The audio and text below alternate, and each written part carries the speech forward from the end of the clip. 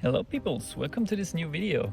Today I did some work on the AE86 and I thought I can make a little update on how the car is doing, what's new, what work I put into it in the last few months. And without further ado, basic information for anyone who didn't watch the previous videos.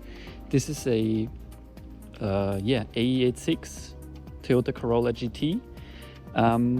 I bought it from the previous owner, which was the first owner, and he did some amateur rallying in this car. So body-wise, it's not in the best condition, as you can see, but motor, like engine-wise and gearbox-wise and diff-wise, it's really good. Like the engine, I can, I think, I'm gonna make a separate dyno video. I dynoed it. I did. Depending on the dyno settings, there was a new update to the new mainline dyno software. So before that it did 110 horsepower.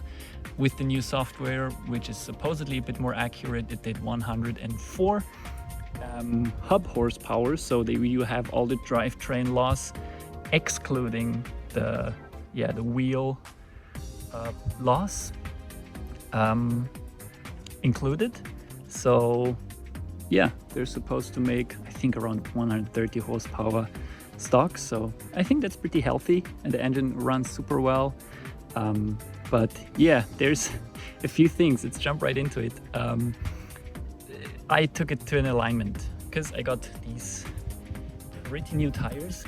These are AE wheels, which I also recently got.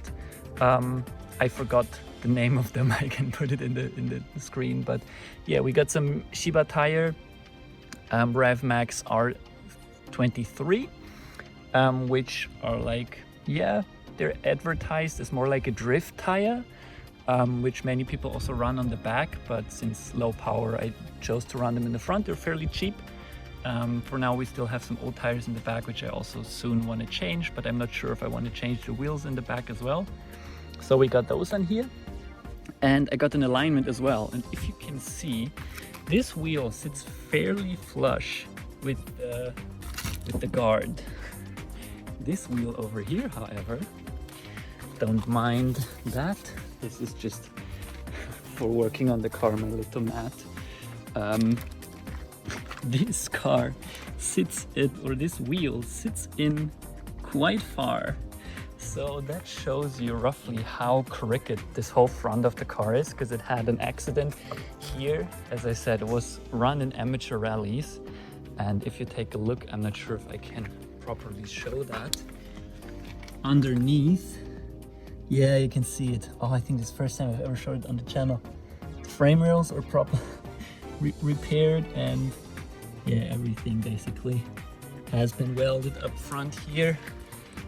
So yeah, the car has an alignment now. So even though the wheels look like they are not at the same position, this wheel also sits fairly centered in the wheel arch. However, this one, even though they have the same caster setting, looks like it's a bit further back, which is just how it is. The car is just crooked, but yeah, that's how it is. That's why I wanted to make this video. Like living with a 40-something-year-old rally car. But yeah, let's go over something. I finally got my sticker on. I guess anyone who's into 86s can guess the reference to that. Yeah, and apart from that, I got my pop-up headlight. And yeah, as you can see, I also need to do some painting on this car still. But yeah, let's take a look under the hood.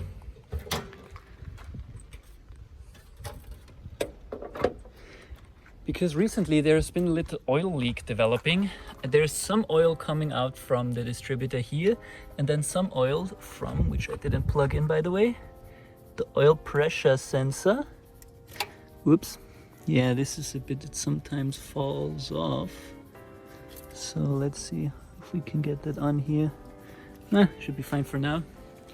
Yeah, there's a bit of an oil leak at these two positions, so we'll see how that goes. I want to take off the the oil pressure sensor and seal it properly, and maybe change the O-ring up here. But yeah, I wasn't able to get or I had no idea how I should get this out, because it's like round and it has a like little, maybe a 10 or a 12 millimeter nut thing on the front of it. But without disassembling the whole engine, I'm not sure how I'm supposed to take it out. So maybe I need some kind of thing to stick over it and then spin it off. But yeah, I'll keep an eye on that for now. But that's done, or like that's the thing. I changed the gasket because I'm not sure if the exhaust has some kind of leaks, so I want to get onto that and find all leaks for this exhaust. But for now, yeah, this was the first one. I changed one on the Cat already, but there's still a few more, so let's see where it goes. Here you can also see very, very clearly how crooked the car is. We have, I think, about close to 2 degrees of camber on both sides, like 2 degrees and 15 minutes, 50 minutes. So like, I don't know, 1.8, 1.9 degrees of camber. But this one is all the way in. Well, this one is all the way out. So as you can see, the camber plates, yeah, the alignment is straight, but the car is not. And yeah, I'm working on, since my idle air control valve for the aircon was broken, I'm building a new one. This is the prototype. It's just a little solenoid in here, but this solenoid is a bit too small. I have a bigger one, so I'm working on developing a solution where you can replace your broken solenoid if you have an engine like this with the AC, and these sometimes break, which is supposed to be a cheap option if you're looking for that. I also looking for it to sell it in the future.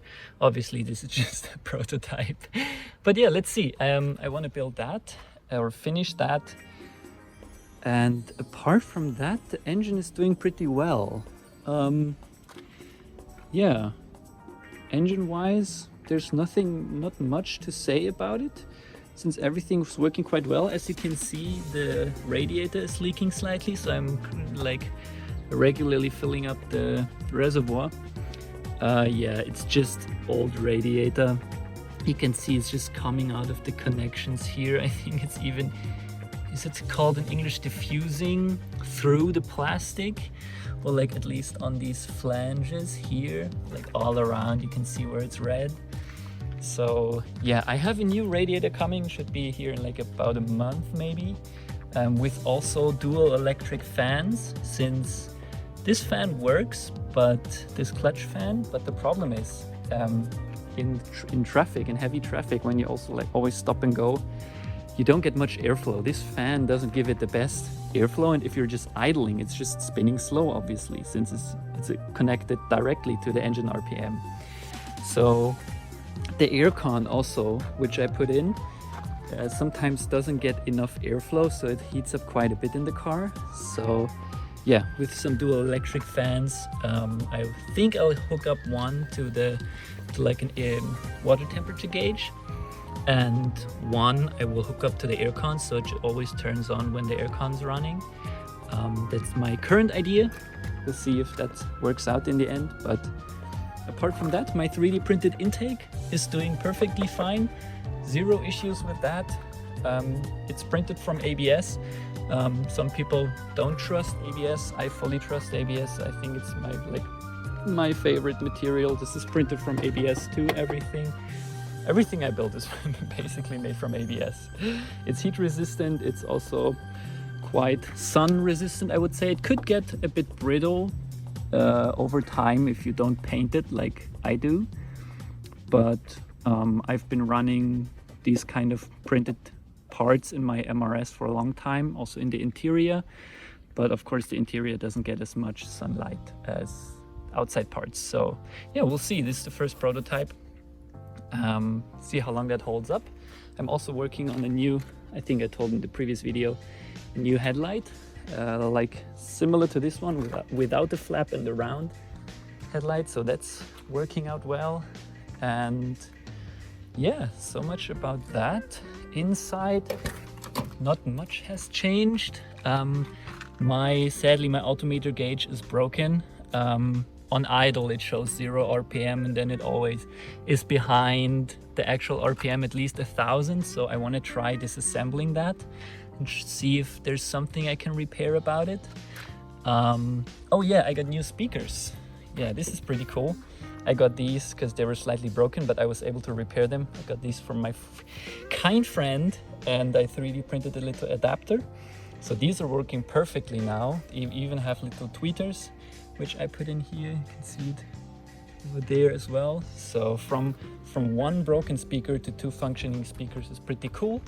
I still plan on putting some speakers down here. I think there's cables here, which I can just connect to.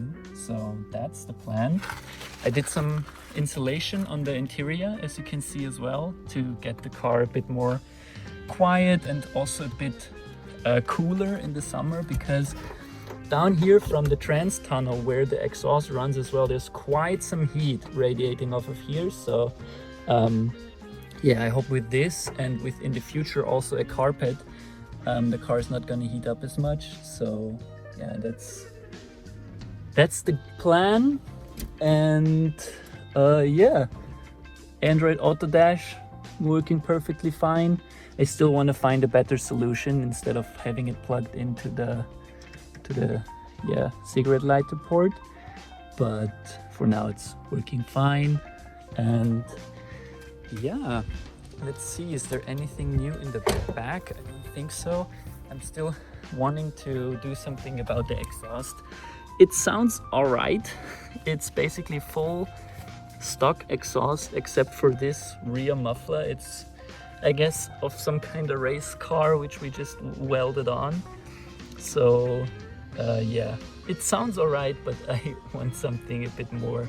I think the engine has a lot more in it for sound, so that's the plan with that.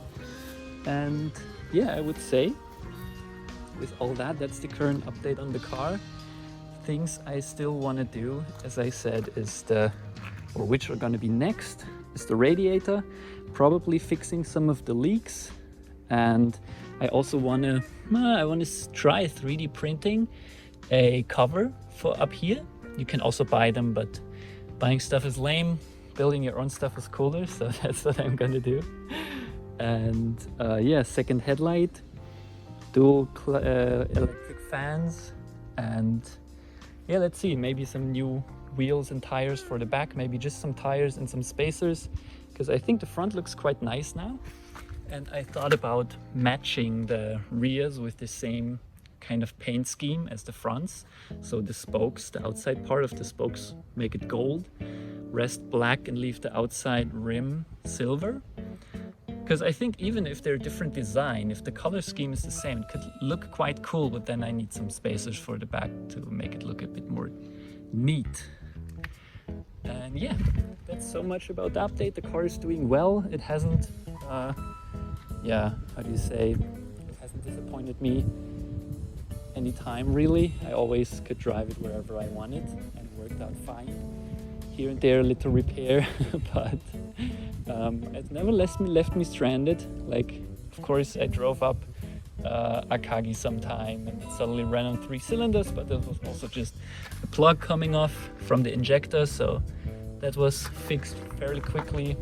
And oh yeah, one thing is still, my radiator core is still shortcutted because yeah, it's leaking, it's broken. I need to repair it, but to repair change the heater core, you need to rip out the whole AC system in the interior. So I might do that when it gets a bit colder in fall or winter here in Japan, since it's a pain in the butt to do that in the heat. I'm already sweating doing all the other work. So yeah, I would say thank you for watching. If you're interested in car content about the rusty old Rally 86, hit the subscribe button. If you don't want, still thank you for watching this one. And yeah, enjoy your time on YouTube. I'll see you in the next one. Maybe not. Bye bye.